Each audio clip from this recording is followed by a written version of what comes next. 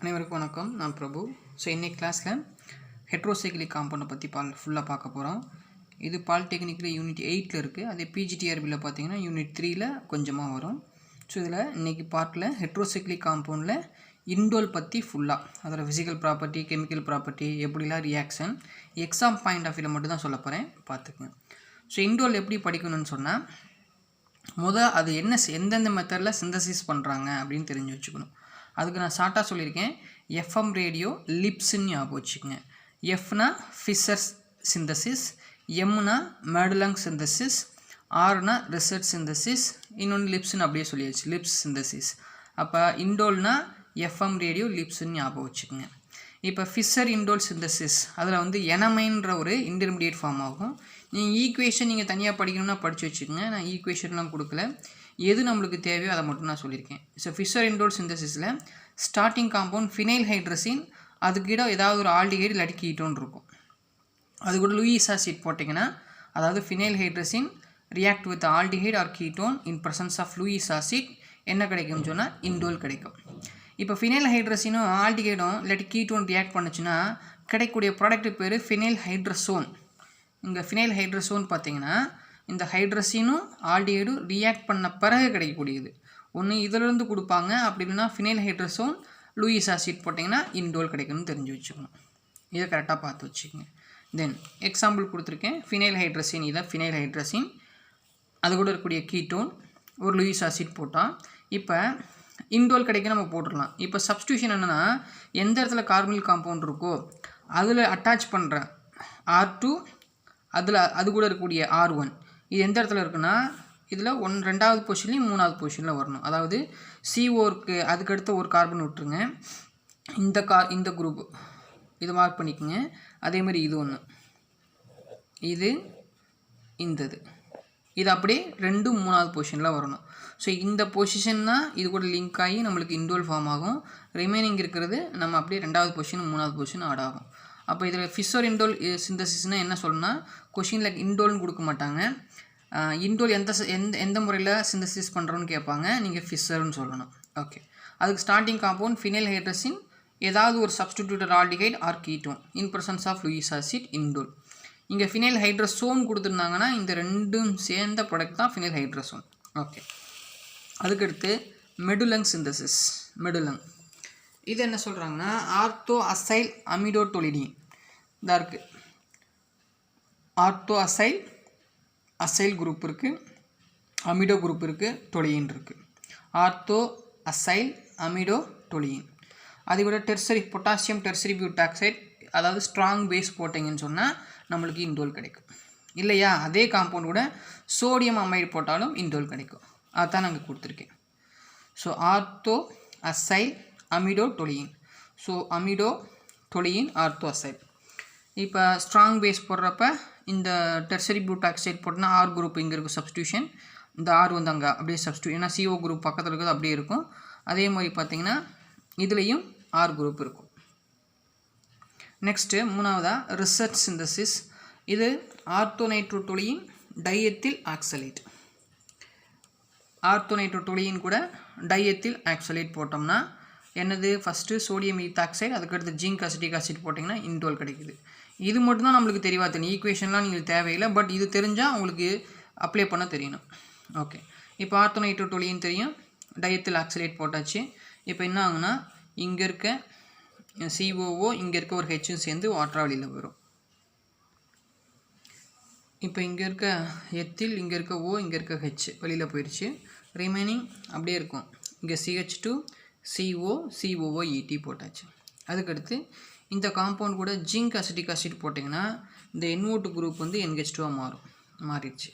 திருப்பி நீங்கள் ஹீட் பண்ணுறீங்க. ஹீட் பண்ணுறப்ப என்ன ஆகுனா, இங்கே இருக்க ஹெச், இங்கே இருக்க ஹெச், இங்கே இருக்க ஒரு O வாட்டராக வெளியில் போயிடும். அப்போ உங்களுக்கு சப்ஸ்டிடியூட்டட் இண்டோல் ஃபார்ம் ஆயிடுச்சு. திருப்பி நான் ஆசிட் ஹைட்ராலிசிஸ் பண்ணிங்கன்னா எஸ்டர் ஆசிட்டாக மாறும். திருப்பி டீகார்பாக்சிலேஷன் இல்லாட்டி ஹீட் பண்ணுறீங்க, இந்த CO2 போயிட்டு இண்டோல் ஃபார்ம் ஆகும். இது ஜஸ்ட்டு தெரிஞ்சு வச்சுக்கோங்க, ஆனால் ஒரு லைனில் தெரியணும்.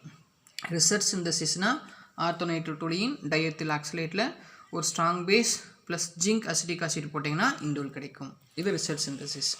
அதே லிப்ஸ் சிந்தசிஸில் பார்த்தீங்கன்னா லிப்ஸு இதில் பார்த்தீங்கன்னா ortho amino omega chloro styrene. Styrene இருக்கணும், ஆர்த்தோ பொசிஷனில் அமீனோ இருக்கணும், அதோ ஒமேகா குளோரோ. இப்போ இதில் C2H5ONA போட்டிங்கன்னா இண்டோல் ஃபார்ம் ஆகுது.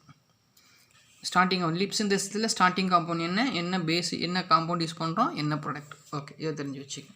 இந்த நெக்ஸ்ட்டு இதோட ப்ராப்பர்ட்டிஸ் ரொம்ப இம்பார்ட்டன்ட். இப்போ இண்டோல் போன வீடியோவில் பார்த்துருக்கேன், எப்படி நம்பரிங் கொடுக்கணும்னு சொல்லியிருக்கேன், பார்க்காதவங்க அதை பார்த்துருங்க. இப்போ ஃபார் எக்ஸாம்பிள் இண்டோல் 1 2 3 4 5 6 7 இதோட எலக்ட்ரோஃபிலிக் பொசிஷன் எதுன்னு கேட்டிங்கன்னா 3வது position. So electrophilic substitution takes place 3rd position. இப்போ இன்கேஸ் வந்து 3rd பொசிஷன் பிளாக்டாக இருக்குது, ஒரு பொசிஷனை ஆக்குபை பண்ணியிருக்கு, அப்போ எங்கே நடக்கும்னா 2வது பொசிஷன் நடக்கும். If the position 3 is block then occurs at 2. இந்த நெக்ஸ்ட்டு 2 பொசிஷனும், இந்த 2வது பொசிஷனும் ஆக்குபை பண்ணியிருக்கு, 3rd பொசிஷனும் ஆக்குபை பண்ணியிருக்கு. அதுக்கடுத்து எலக்ட்ரோஃபிலிக் பொசிஷன் எங்கே நடக்கும்னா 6வது பொசிஷன் நடக்கும். இது கொஞ்சம் இம்பார்ட்டன்ட் பார்த்து வச்சுங்க. ஃபஸ்ட்டு 3rd அதில் ஆக்குபைடாக இருந்துச்சுன்னா 2nd, இந்த ரெண்டுமே ஆக்குபைடாக இருந்தால் 6th. So இண்டோலோட nucleophilic position C2, இது நம்மளுக்கு தெரியும். இப்போ for example bromination R iodination பண்ணுறோம். இண்டோலில் புரோமின் எலக்ட்ரோஃபிலிக் ரியாக்ஷன் நடக்குது இன் ப்ரெசன்ஸ் ஆஃப் டையாக்சின். நீங்கள் புரோமின் போட்டிங்கன்னா எலக்ட்ரோஃபிலிக் பொசிஷன் 3வது பொசிஷனில் BR. அதே அயோடினேஷன் பண்ணிங்கன்னா 3வது பொசிஷனில் I. இதெல்லாம் அதிகமாக கேட்க மாட்டாங்க. எது இம்பார்ட்டன்ட், அதாவது கொஞ்சம் மாறி எதிர்பார்க்குறத காட்டிலும் அதிகமாக கிடைக்குதோ, இப்போ நம்ம 3வது இடத்துல எதிர்பார்ப்போம் 3rd பொசிஷன், ஆனால் 2nd பொசிஷனில் கிடைக்கும். அதெல்லாம் கொஞ்சம் இம்பார்ட்டண்ட்டாக பார்த்து வச்சுக்கணும். For example Friedel Crafts alkylation acylation பாருங்கள். இப்போ இது acylation in presence of Lewis acid. அப்போ இங்கே இருக்க 3வது பொசிஷனில் இங்கே இருக்க ஹெச்சும் இங்கே இருக்க சிஎலும் போயிடும், COCH3. இது நம்ம எதிர்பார்த்த ப்ராடக்ட் தான். அதே மாதிரி தான் அல்கைலேஷனும், இங்கே இருக்க ஹெச்சும் இங்கே இருக்க ஐயும் போயிடும். ஸோ 3rd பொசிஷனில் அல்கை. ஓகே, அதுக்கடுத்து அசைட்டிலேஷன் பாருங்கள். அசிட்டிலேஷனு அசிட்டிக் அன்ஹைட்ரேட் போடுறீங்க in presence of Lewis acid.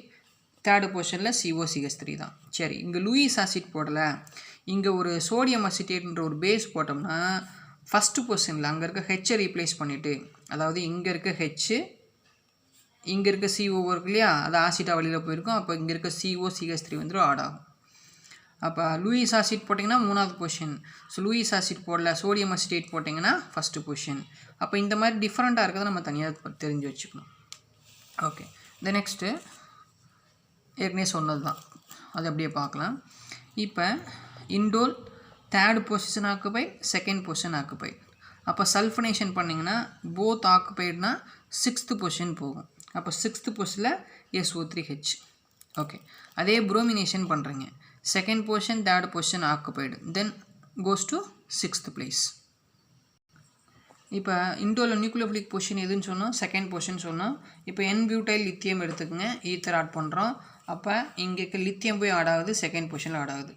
திருப்பி இப்போ கோல் ஃப்ரீ ஆக்ஷன் போடுற மாதிரி தான். கார்பன் டை ஆக்சைடு ஆசிட்லேஷன் பண்ணிங்கன்னா எந்த இடத்துல லித்தியம் இருந்துச்சோ அந்த இடத்துல ஆசிட்டாக மாறும். இதுக்கு கோல் ஃப்ரீ ஆக்ஷன் இருக்கு இல்லையா, அதை ஞாபகம் வச்சுக்கோங்க. ஓகே, இப்போ இதை ஷார்ட்டாக ஒரே இதில் கொண்டு வந்திருக்கேன். எது இந்த க்ரீன் கலரில் இம்பார்ட்டன்ட் கொடுத்தது கொஞ்சம் பார்த்து வச்சுக்கோங்க. இப்போ இண்டோலில் அதில் இங்கே பாருங்கள், நைட்ரேஷன் எல்லா இடத்துலையும் நம்ம நைட்ரேஷன் ரியேஜென்ட் பார்த்தீங்கன்னா mixture of concentrated HNO3 concentrated sulphuric acid. ஆனால் இண்டோலில் நைட்ரேஷன் நடந்தால் HNO3 சல்ஃபரிக் ஆசிட் போனால் 3rd பொசிஷன் தான் நம்ம எதிர்பார்ப்போம். ஆனால் 3rd பொசிஷன் நடக்காது, 2nd பொசிஷன்.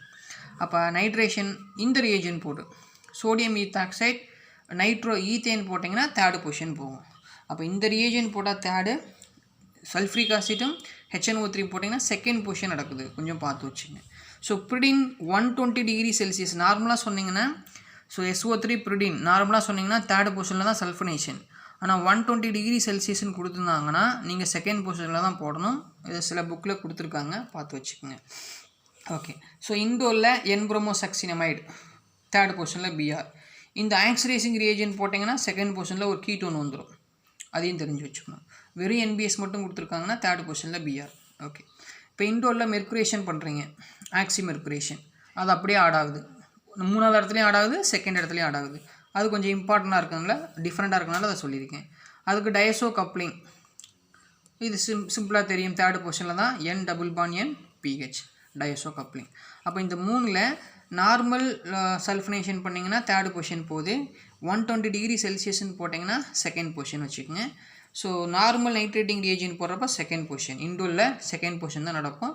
இந்த அப்போ தேர்ட் பொசிஷன் நடக்கணும்னா இந்த ரியேஜென்ட் போட்டால் தான் நடக்கும், அதுவும் பார்த்து வச்சுக்கோங்க.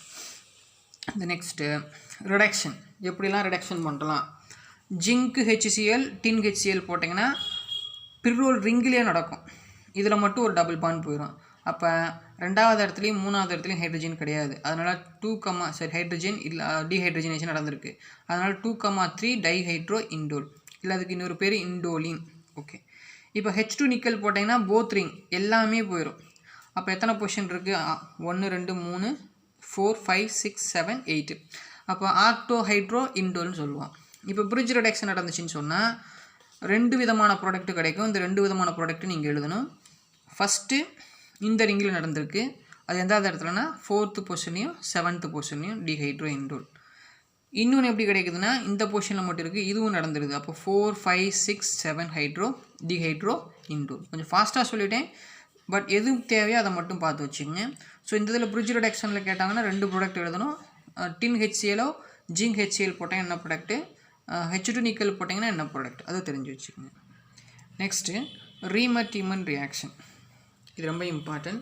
இதில் 2 விதமான ப்ராடக்ட் கிடைக்கும். ஸோ இண்டோலில் குளோரோஃபார்ம் KOH, அப்போ கார்பின் இன்டர்மீடியட் ஃபார்ம் ஆகும். அப்போ இது ரெண்டும் சேர்ந்தால் ஒரு ஆல்டிகைட் கிடைக்குதுன்னா 3வது பொசிஷனில் ஒரு ஆல்டிகைட், எலக்ட்ரோஃபிலிக் பொசிஷன். இன்னொன்று என்னென்னா கார்பின் இன்டர்மீடியட் ஃபார்ம் ஆகி ரிங் எக்ஸ்பேண்ட் ஆகி அந்த இடத்துல குளோரின் வரும். அப்போ இங்கே என்னென்னா குயினோலினில் 3வது பொசிஷன் குயினோலின் ஃபார்ம் ஆகும், பட் 3 குளோரோ குயினோலின்.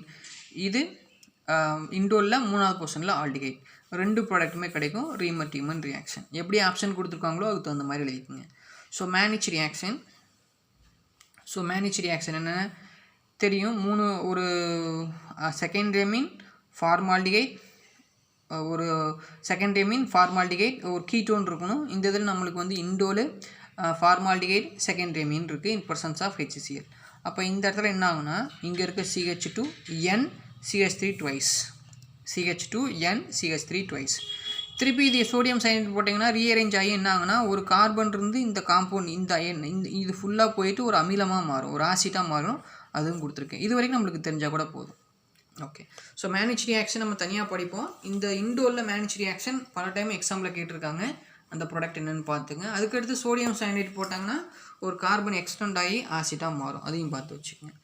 தென் அதே நியூக்ளியோஃபிலிக் ரியாக்ஷனில் இண்டோல் எடுத்திருக்கோம். ஸோ மெத்தில் அல்கைல் லித்தியம் எடுத்துக்கிறீங்க in presence of CH2Cl2, ring expand ஆகி CH3. ஓகேங்களா? ஓகே, அதுக்கடுத்து அதே இண்டோல் எடுத்திருக்கீங்க, குளோரோஃபார்ம் KOH போடுறோம். இப்போ ரிங் எக்ஸ்பேண்ட் ஆகாது, அந்த இடத்துல CH3 மட்டும். அதுக்கடுத்து குளோரோஃபார்ம் போட்டிங்கன்னா நம்ம பிரிடின் அந்த குயினோலின் நடந்துச்சு இல்லையா, அது மாதிரி நடக்கும். ரிங் எக்ஸ்பேண்ட் ஆகி Cl இருக்கும், CH3 இருக்கும். இந்த 2 பாயிண்ட் ரொம்ப இம்பார்ட்டன்ட். அதுக்கடுத்து வில்ஸ்-மேயர்-ஹாக் ரியாக்ஷன், நம்மளுக்கு என்ன தெரியும், டைமெத்தில் ஃபார்மமேட் ப்ளஸ் பாஸ்பரஸ் அமிலம் POCl3 ஆட் பண்ணுறோம். ஸோ ஆட் பண்ணுன்னு சொன்னால் ஒரு ஆல்டிஹைட் அரோமேட்டைசேஷன் நடந்திருக்கணும். ஸோ ஆல்டிஹைட் அங்கே ஃபார்ம் ஆகும். இப்போ இதோட எலக்ட்ரோஃபிலிக் பொசிஷன் 3வது பொசிஷன், அதனால் CHO ஃபார்ம் ஆகுது. இப்போ அதே இந்த வில்ஸ்-மேயர்-ஹாக் ரியாக்ஷன் இங்கே பாருங்கள், இது இண்டோ, அதில் 2வது பொசிஷனில் ஒரு ஃபியூரான் இருக்குது. இப்போ அதே வில்ஸ்-மேயர்-ஹாக் DMF ஆட் பண்ணுறீங்க, POCl3 டைமெத்தில் ஃபார்மமேடும் POCl3 ஆட் பண்ணுறோம். இப்போ இதில் 3வது பொசிஷன் நடக்கும், ஃபியூரானில் 3வது பொசிஷன் நடக்குமா, ஃபிரோலில் 3வது பொசிஷன் நடக்குமானா ஃபிரோல் தான் ஃபஸ்ட்டு நடக்கும், ஏன்னா இதுக்கு தான் ரியாக்டிவிட்டி அதிகம். ஸோ ரியாக்டிவிட்டி ஆர்டரில் பார்த்தீங்கன்னா பிரோலுக்கு அதிகம், அதுக்கடுத்து ஃபியூரானுக்கு ரொம்ப கம்மி. அப்போ இதோட 3வது பொசிஷனில் ஆல்டிஹைட் ஃபார்ம் ஆயிடுச்சு. சரி, இப்போ DMF POCl3 எக்ஸஸ் போடுறீங்க, அப்போ என்ன ஆகுனா இந்த ப்ராடக்ட் நடந்து முடிஞ்சிடும். அதுக்கடுத்து எக்ஸஸ் ஆட் பண்ணிங்கன்னா வேறு வழி இல்லை, இதில் 3வது பொசிஷன் 2வது பொசிஷன், ஏன்னா ஃபியூரானில் 2வது பொசிஷன்னா எலக்ட்ரோஃபிலிக் பொசிஷன். அப்போ DMF POCl3 எக்ஸஸ் ஆட் பண்ணோம்னா இதில் 3வது பொசிஷன் நடந்து முடிஞ்சிருச்சு. அப்போ ஃபியூரானோட செகண்ட் பொசிஷனில் ஒரு ஆல்டிஹைட் குரூப் இருக்கும். நெக்ஸ்ட்டு அதை இண்டோவில் ஓசனலைஸ் பண்ணோம்னா இப்போ எந்த இடத்துல டபுள் பாண்ட் இருக்கோ இந்த டபுள் பாண்டை உடைங்க. ஸோ உடத்துட்டு இந்த பக்கம் ஒரு ஆக்சிஜன், அப்போ இங்கே ஒரு ஆக்சிஜன், அப்போ என்ன கிடைக்கும், CH, இங்கே CH இருக்கா, அப்போ பாண்ட் வந்து CHO இருக்கும், இங்கே NH CHO இல்லையா, CHO, அதுக்கடுத்து NH CHO. ஓசனலைஸ் காம்பவுண்ட் அதே தான், இந்த டபுள் பாண்ட் அல்கீனை உடச்சி இங்கிட்டு ஒரு இங்கிட்டு பண்ணுறீங்க, இங்கே CH இருக்குது, அப்போ CHO, இங்கே NH அடுத்து CH இருக்குது, CHO. இதுக்கு பேர் இண்டிகோட்டின், அது ஞாபகம் வச்சுக்கோங்க. தென் ஏற்கனவே சொன்னது தான், NBS மட்டும் போட்டிங்கன்னா இந்த இடத்துல புரோமின் ஃபார்ம் ஆகும். அதோட ஆக்சிடைசிங் ரியேஜென்ட் போட்டிங்கன்னு சொன்னால் ஆக்சிடனோல் ஃபார்ம் ஆகும். அதாவது இந்த இடத்துல டபுள் பாண்ட் O ஃபார்ம் ஆகும். அதை தெரிஞ்சு வச்சுக்கோங்க. தென் கேட்ரமேன் ரியாக்ஷன் வில்ஸ்மேயர்-ஹாக் ரியாக்ஷன் மாதிரியே தான். என்ன, அங்கே கார்பனைலும் HCl-ம் in presence of Lewis acid போட்டிங்கன்னா இந்த இடத்துல நம்மளுக்கு வந்து ஆல்டிஹைட் ஃபார்ம் ஆகும். அரோமடைசேஷனில் ஒரு ஆல்டிஹைட் ஃபார்ம் ஆகும். இதுக்கு பேர் கேட்ரமேன் ரியாக்ஷன்ஸ். ஸோ இண்டோலில் அதாவது என்ன தெரிஞ்சு வச்சுக்கோன்னா, ஃபஸ்ட்டு சிந்தசிஸ் தெளிவாக தெரிஞ்சிருக்கணும்.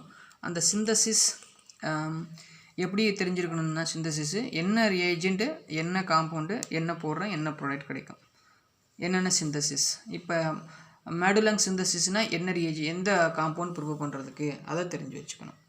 ஓகேங்களா, இது மட்டும் தெரிஞ்சுக்கிட்டால் போதும். அதுக்கடுத்து கெமிக்கல் ரியாக்ஷன், அதோட ரியாக்டிவிட்டி, நைட்ரேஷன் கொஞ்சம் டிஃப்ரெண்ட்டாக இருக்கும், அதை பார்த்து வச்சுக்கோங்க. ஓசோனைஸ் கொஞ்சம் தெளிவாக தெரிஞ்சு வச்சுக்கோங்க. இதை மட்டும் பார்த்தா கொஞ்சம் எக்ஸாமுக்கு ஈஸியாக இருக்கும். தேங்க்யூ.